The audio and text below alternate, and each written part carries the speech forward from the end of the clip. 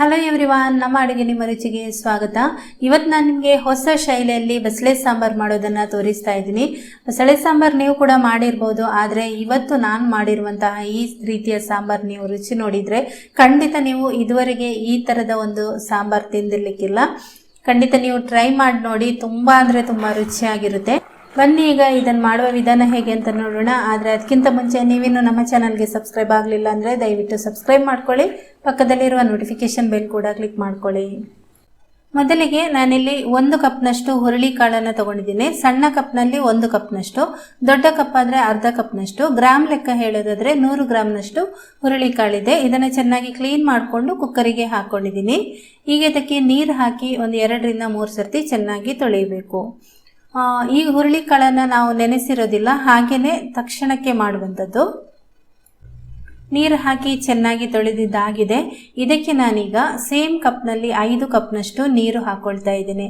ನೀರಿನ ಅಳತೆ ನಿಮಗೆ ಯಾಕೆ ಹೇಳ್ತಾ ಇದ್ದೀನಿ ಅಂದರೆ, ನೀರು ಜಾಸ್ತಿ ಆಗಿಬಿಟ್ರೆ ವೇಸ್ಟ್ ಆಗುತ್ತೆ, ಮತ್ತು ಹುರುಳಿ ಕಾಳು ನೆನೆಯದೇ ಇರೋದರ ಕಾರಣ ನೀರು ಇದಕ್ಕೆ ಜಾಸ್ತಿ ಬೇಕಾಗುತ್ತೆ. ಅದಕ್ಕೋಸ್ಕರ ಸರಿಯಾದ ಅಳತೆ ನಿಮಗೆ ಹೇಳ್ತಾ ಇದ್ದೀನಿ. 5 ರಿಂದ ನೀವು ಬೇಕಾದರೆ 1 ಕಪ್ ಜಾಸ್ತಿ ಕೂಡ ಸೇರಿಸ್ಕೊಳ್ಬೋದು.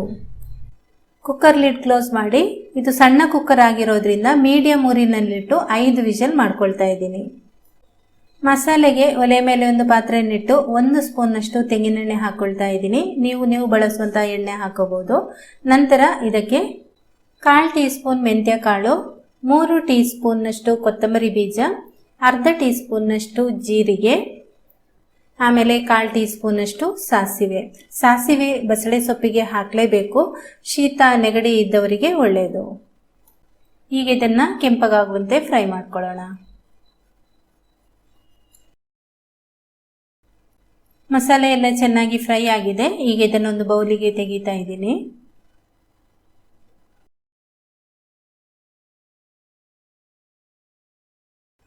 ಈಗ ಅದೇ ಬಾಣಲೆಗೆ 5 ಬ್ಯಾಡಗಿ ಮೆಣಸಿನಕಾಯಿ ಹಾಕ್ತಾ ಇದ್ದೀನಿ, 4 ಗುಂಟೂರು ಮೆಣಸಿನಕಾಯಿ. ಫಸ್ಟ್ ಬ್ಯಾಡಗಿ ಮೆಣಸಿನಕಾಯಿಯನ್ನು ಹಾಕ್ಕೊಂಡು ಒಂದು ಸ್ವಲ್ಪ ಫ್ರೈ ಮಾಡ್ಕೊಳ್ಳೋಣ. ಇದು ಅರ್ಧ ಫ್ರೈ ಆದಮೇಲೆ ಗುಂಟೂರು ಮೆಣಸಿನಕಾಯಿಯನ್ನು ಹಾಕೋಬೇಕು. ಯಾಕೆಂದರೆ ಬ್ಯಾಡಗಿ ಮೆಣಸಿನಕಾಯಿ ಸ್ವಲ್ಪ ನಿಧಾನ ಫ್ರೈ ಆಗೋದು, ಗುಂಟೂರಾದರೆ ಸ್ವಲ್ಪ ಬೇಗ ಫ್ರೈ ಆಗುತ್ತೆ. ಈ ರೀತಿ ಮಾಡಿಕೊಂಡಾಗ ಯಾವುದು ಕೂಡ ಸೀದು ಹೋಗೋದಿಲ್ಲ. ಈಗ 2 ಕೂಡ ಚೆನ್ನಾಗಿ ಫ್ರೈ ಆಗಿದೆ, ತೆಗಿತಾ ಇದ್ದೀನಿ. ಹುರುಳಿ ಕಾಳು ಕೂಡ ಚೆನ್ನಾಗಿ ಬೆಂದಿದೆ. 5 ವಿಷಲ್ ಮಾಡ್ಕೊಂಡಿದ್ದೀನಿ. ಚೆನ್ನಾಗಿ ಅಂದರೆ ಚೆನ್ನಾಗಿ ಬೆಂದಿದೆ ನೋಡಿ, ಈ ರೀತಿ ಬೆಂದಿದೆ.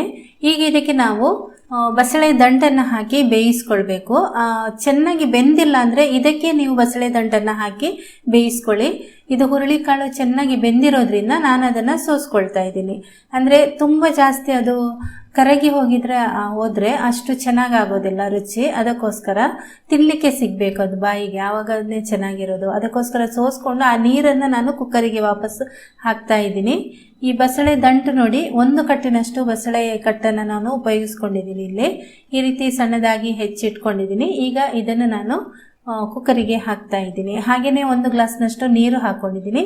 ಇನ್ನೊಂದು 5-6 ಸ್ಪೂನ್ನಷ್ಟು ವಾಪಸ್ ಇದರಲ್ಲಿ ಈ ಹುರುಳಿ ಕಾಳನ್ನು ಕೂಡ ಹಾಕ್ಕೊಳ್ತಾ ಇದ್ದೀನಿ. ನಂತರ ಅರ್ಧದಷ್ಟು ಹಾಗೇನೆ ತೆಗೆದಿಟ್ಟಿದ್ದೀನಿ. ರುಚಿಗೆ ತಕ್ಕಷ್ಟು ಈಗ ಉಪ್ಪನ್ನು ಸೇರಿಸ್ಕೊಳ್ಳಿ. 2 ಟೊಮೆಟೊನೂ ಈ ರೀತಿ ಕಟ್ ಮಾಡಿ ಇಟ್ಕೊಂಡಿದ್ದೀನಿ, 2 ಭಾಗವಾಗಿ ಮಾಡ್ಕೊಂಡಿದ್ದೀನಿ. ಇಡಿಯಾಗಿ ನೀವು ಹಾಕೋದಾದರೆ ಹಾಗೇನೆ ಕೂಡ ಹಾಕೋಬಹುದು, ಯಾಕೆಂದರೆ ಅದನ್ನು ಮತ್ತೆ ನಾನು ತೆಗೆದು ಸ್ವಲ್ಪ ಮ್ಯಾಶ್ ಮಾಡ್ಕೊಳ್ತೀನಿ. ಅದಕ್ಕೋಸ್ಕರ ಈ ರೀತಿ ಮೇಲ್ಗಡೆ ಇಟ್ಟು ಕುಕ್ಕರ್ ಲಿಡ್ ಕ್ಲೋಸ್ ಮಾಡಿ 2 ಅಥವಾ 3 ವಿಷಲ್ ಮಾಡ್ಕೊಳ್ಳಿ. ಅಥವಾ ಬಸಳೆ ಎಷ್ಟು ಬೇಗ ಬೇಯುತ್ತೆ ಅದನ್ನು ನೋಡಿಕೊಂಡು ನೀವು ವಿಷಲನ್ನು ಮಾಡ್ಕೊಳ್ಳಿ. ನಾನು 2 ವಿಷಲ್ ಮಾಡ್ಕೊಳ್ತಾ ಇದ್ದೀನಿ. ಈಗ ಮಿಕ್ಸಿ ಜಾರಿಗೆ ಹುರಿದ ಮೆಣಸಿನಕಾಯಿಯನ್ನು ಹಾಕ್ಕೊಳ್ತಾ ಇದ್ದೀನಿ. ಹಾಗೆಯೇ ಸಂಬಾರ ಪದಾರ್ಥಗಳನ್ನು ಹಾಕ್ಕೊಳ್ತಾ ಇದ್ದೀನಿ. ನಂತರ ಇದಕ್ಕೆ 1 ಈರುಳ್ಳಿ, ಸಣ್ಣದಾದರೆ 1 ಈರುಳ್ಳಿ, ದೊಡ್ಡದಾದರೆ ಅರ್ಧ ಈರುಳ್ಳಿ ಹಾಕ್ಕೊಳ್ಳಿ. ಒಂದು 10 ಎಸಳು ಬೆಳ್ಳುಳ್ಳಿ ಅಥವಾ ಸಣ್ಣ ಗಡ್ಡೆ ಬೆಳ್ಳುಳ್ಳಿ ಆದರೆ 1 ಬೆಳ್ಳುಳ್ಳಿಯನ್ನು ಹಾಕೋಬಹುದು.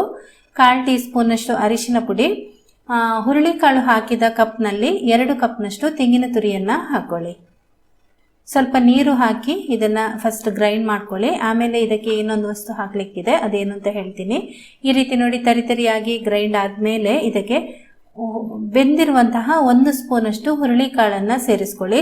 ತುಂಬ ರುಚಿಯಾಗಿ ಬರುತ್ತೆ. ಇದಕ್ಕೆ ನಾವು ಯಾವುದೇ ಬೇಳೆ ಕೂಡ ಹಾಕಿಲ್ಲದೆ ಇರೋದ್ರಿಂದ ಇದು ಒಂದು ರೀತಿ ದಪ್ಪ ಕೂಡ ಆಗುತ್ತೆ, ಸಾರು ಚೆನ್ನಾಗಿರುತ್ತೆ, ಟೇಸ್ಟ್ ಕೂಡ ಚೆನ್ನಾಗಿರುತ್ತೆ. ಈಗ ಇದನ್ನು ನಾವು ನುಣ್ಣಗೆ ಗ್ರೈಂಡ್ ಮಾಡ್ಕೋಬೇಕು. ಕುಕ್ಕರ್ ಪ್ರೆಷರ್ ಹೋದ್ಮೇಲೆ ಮುಚ್ಚಳ ತೆಗಿತಾ ಇದ್ದೀನಿ. ಬಸಳೆ ದಂಟು ಚೆನ್ನಾಗಿ ಬೆಂದಿದೆ ನೋಡಿ, ಈ ರೀತಿ ಚೆನ್ನಾಗಿ ಬೆಂದಿದೆ. ಈಗ ಇದರಲ್ಲಿರುವಂತಹ 2 ಟೊಮೆಟೊಗಳನ್ನು ಒಂದು ಸಪರೇಟ್ ಆಗಿ ಬೌಲಿಗೆ ತೆಗಿತಾ ಇದ್ದೀನಿ. ಆಮೇಲೆ ಇದರ ಜೊತೆಗೆ ಈಗ ಬಸಳೆ ಸೊಪ್ಪನ್ನು ಹಾಕಿ ಬೇಯಿಸ್ಕೊಳ್ಬೇಕು. ಇದು ಕೇವಲ ಒಂದು 2 ರಿಂದ 3 ನಿಮಿಷದಲ್ಲಿ ಬೆಂದು ಹೋಗುತ್ತೆ. ನನಗೆ ಇದು ಸ್ವಲ್ಪ ತಿನ್ನಲಿಕ್ಕೆ ಸಿಗಬೇಕು ಸೊಪ್ಪು, ಅದಕ್ಕೋಸ್ಕರ ನಾನು ಸಪ್ರೇಟ್ ಆಗಿ ಲಾಸ್ಟಿಗೆ ಬೇಯಿಸ್ಕೊಳ್ತಾ ಇದ್ದೀನಿ.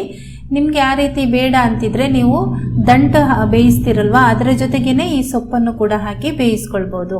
ಈಗ ನಾನು ಯಾವ ಪಾತ್ರೆಗೆ ಸಾಂಬಾರನ್ನು ಹಾಕ್ತಾ ಇದ್ದೀನಿ ಅಂದರೆ ಯಾವ ಪಾತ್ರೆಯಲ್ಲಿ ಮಾಡ್ತೀನಿ ಅದಕ್ಕೆ ಈ ಎಲ್ಲ ಒಂದು ಸೊಪ್ಪು, ದಂಟು ಮತ್ತು ಉಳಿದಿರುವಂತಹ ಹುರುಳಿಕಾಳು, ಬೆಂದಿರುವ ಹುರುಳಿಕಾಳನ್ನು ಕೂಡ ಹಾಕ್ತಾ ಇದ್ದೀನಿ. ಎಲ್ಲವನ್ನು ಒಟ್ಟಿಗೆ ಸೇರಿಸಿ ಇದನ್ನು ಕುದಿಸ್ಕೊಳ್ತಾ ಇದ್ದೀನಿ. ಒಂದು 2 ರಿಂದ 3 ನಿಮಿಷಕ್ಕೆ ಸೊಪ್ಪು ಬೆಂದ್ಬಿಡುತ್ತೆ. ಅದು ಬೇಯ್ತಾ ಇದ್ದಂಗೆ ಇಲ್ಲಿ ನಾನು ಟೊಮೆಟೊ ತೆಗೆದಿಟ್ಟಿದ್ನಲ್ವ, ಅದರ ಸಿಪ್ಪೆ ಎಲ್ಲ ತೆಗಿತಾ ಇದ್ದೀನಿ. ಆಮೇಲೆ ಈ ರೀತಿ ಮ್ಯಾಶ್ ಮಾಡ್ಕೊಳ್ತಾ ಇದ್ದೀನಿ ಟೊಮೆಟೊನ. ಇದೇ ಥರ ಕೆಲವರು ಇದನ್ನು ಮಿಕ್ಸಿಗೆ ಹಾಕ್ತಾರೆ, ನಮ್ಮ ಕಡೆ ಎಲ್ಲ ಮಿಕ್ಸಿಗೆ ಹಾಕಿ ಕೂಡ ಮಾಡ್ಕೊಳ್ಬೋದು. ಆದರೆ ನನಗೆ ಇದೇ ಥರ ಮಾಡೋದು ರುಚಿ ಚೆನ್ನಾಗಿರುತ್ತೆ ಅಂತ ಅನಿಸೋದು, ಅದಕ್ಕೋಸ್ಕರ ನಾನು ಇದೇ ಥರ ಮಾಡ್ಕೊಳ್ಳೋದು. ಮಿಕ್ಸಿಗೆ ಹಾಕಿದಾಗ ಕೆಲವೊಂದು ಸರ್ತಿ ಅದು ಬಿಸಿಯಾಗಿ ಅದರ ರುಚಿ ಹಾಳಾಗುತ್ತೆ. ನಾವಿದಕ್ಕೆ ಹುಣಸೆ ರಸ ಹಾಕ್ತಾ ಇಲ್ಲ, ಕೇವಲ ಟೊಮೆಟೊ ಮಾತ್ರ ಹಾಕ್ತಾ ಇರೋದು. ನಿಮಗೆ ರುಚಿ ಇನ್ನು ಒಂದು ಸ್ವಲ್ಪ ಬೇರೆ ಥರ ಬೇಕು ಅಂತ ಇದ್ದರೆ ಹುಣಸೆ ರಸವನ್ನು ಹಾಕೋಬೋದು. ಆದರೆ ನಾನು ಅನ್ಕೋತೀನಿ ಅದರ ಅಗತ್ಯ ಇಲ್ಲ ಅಂತ, ಯಾಕೆಂದರೆ ಹುರುಳಿ ಕಾಳಿನ ಸಾರು ತುಂಬ ಅದೇ ಒಂದು ರುಚಿ ಇರುತ್ತೆ ಅದು, ಅದಕ್ಕೋಸ್ಕರ ಹುಣಸೆ ರಸದ ಅಗತ್ಯ ಇಲ್ಲ ಅಂತ ಅನ್ಕೋತೀನಿ.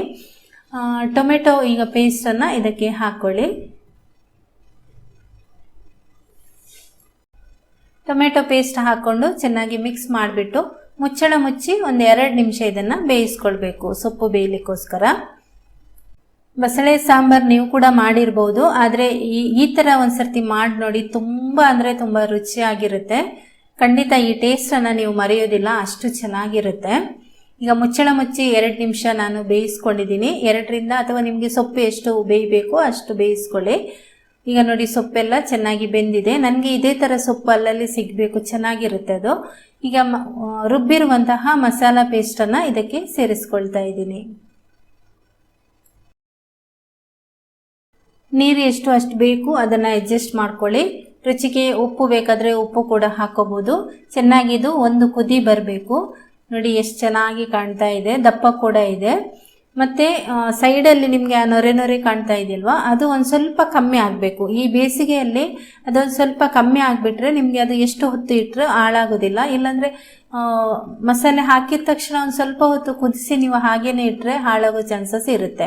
ಅದಕ್ಕೋಸ್ಕರ ಈಗ ಇದು ಚೆನ್ನಾಗಿ ಕುದಿ ಬರ್ತಾ ಇದೆ.